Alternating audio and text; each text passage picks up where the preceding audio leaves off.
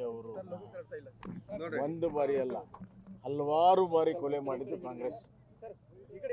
ಕಾಂಗ್ರೆಸ್ಸನ್ನು ವಿಸರ್ಜನೆ ಮಾಡಬೇಕಂತ ಮಹಾತ್ಮ ಗಾಂಧಿ ಹೇಳಿದ್ರು.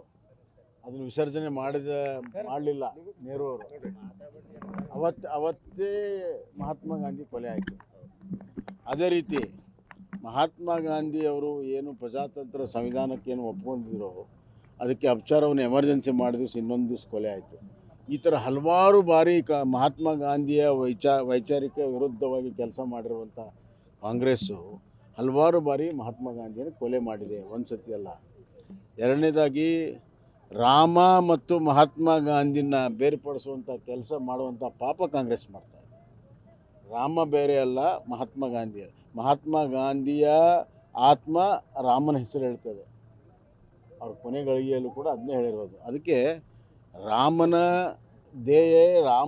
ವಿಚಾರವನ್ನೇ ಮಹಾತ್ಮ ಗಾಂಧಿ ಜೀವನಡಿ ಪ್ರತಿಪಾದಿಸಿದ್ರು. ಅದಕ್ಕೆ ರಾಮರಾಜ್ಯ ಅನ್ನುವಂಥ ಮಾತನ್ನು ಅವ್ರು ಹೇಳಿದರು. ಹೀಗಾಗಿ ಮಹಾತ್ಮ ಗಾಂಧಿ ಅಂತರಾತ್ಮದಲ್ಲಿರುವಂಥ ರಾಮನನ್ನೇ ನಾವು ಹೆಸರಿಟ್ಟಿದ್ದೇವೆ ಹೊರತಾಗಿ ಮಹಾತ್ಮ ಗಾಂಧಿಗೆ ಅಷ್ಟೇ ಗೌರವ ಇದೆ ಯಾವತ್ತೂ.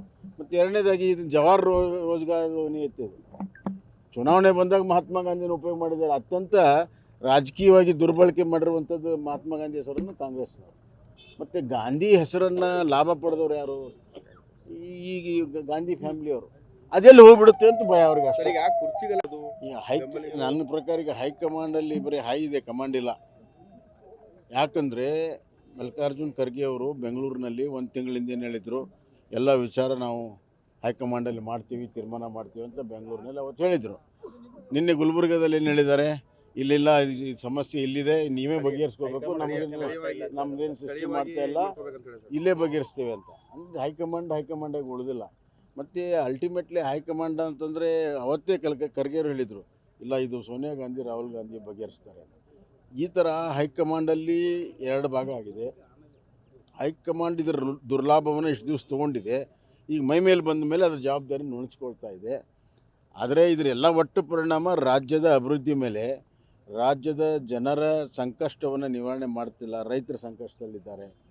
ಬೆಳೆ ಪರಿಹಾರ ಸರಿಯಾಗಿ ಸಿಗಲಿಲ್ಲ, ಕಬ್ಬಿಂದು ಸರಿಯಾಗಿ ಸಿಗಲಿಲ್ಲ, ಮೆಕ್ಕೆಜೋಳ ಖರೀದಿ ಮಾಡಿಲ್ಲ. ಹಲವಾರು ಸಮಸ್ಯೆಗಳಲ್ಲಿ ಇವತ್ತು ಯಾವುದಕ್ಕೂ ಕೂಡ ಸ್ಪಂದನೆ ಇಲ್ಲ.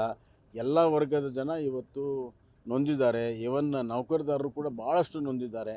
ಆದರೆ ಇದಕ್ಕೆ ಯಾವುದೂ ಕೂಡ ಸ್ಪಂದನೆ ಇಲ್ಲ. ಎಲ್ಲ ತೇಪೆ ಹಚ್ಚೋ ಕೆಲಸವನ್ನು, ತಾತ್ಕಾಲಿಕ ತೇಪೆ ಹಚ್ಚೋ ಕೆಲಸವನ್ನು ಸರ್ಕಾರ ಮಾಡ್ತಿದ್ದ ಹೊರತಾಗಿ ಯಾವ ಕೆಲಸ ಮಾಡ್ತಿಲ್ಲ. ಅವ್ರಿಗೆ 24 ತಾಸಲ್ಲಿ 20 ತಾಸು ಬರೀ ಕುರ್ಚಿ ಒಬ್ರು ಉಳಿಸ್ಕೊಳ್ಳೋದಕ್ಕೆ, ಒಬ್ರು ಕಸ್ಕೊಳ್ಳೋಕ್ಕೆ. ಇದಕ್ಕೆ ನ್ಯೂಸ್ ಫಸ್ಟ್ ನಿರ್ಭೀತಿಯಿಂದ ನಿಮ್ಮ ಪರವಾಗಿ.